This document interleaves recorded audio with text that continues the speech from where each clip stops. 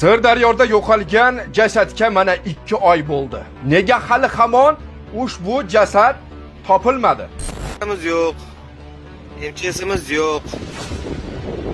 Ichki ishlarimiz yo'q O'zbekistondagi. Nega bu narsaga tegishli idoralar jim qarab turibdi? Sababi nimada? Qidirmoqdamiz hali daryoda. Shu qidiramiz biz, to'xtamaymiz. Faqat mutasaddi xodimlardan shuni iltimos qilamiz. Suvni kamaytirib berishlaringizni xohlaymiz. Iloji boricha mana suvni kamaytirib berishlaringizni xohlaymiz. To'xta. Jasad haqiqatan ham suvga otilganmi yoki uni ko'mib tashlashganmi? Afsus, biz bir hafta bo'ldi, qayiq qila olmayapmiz.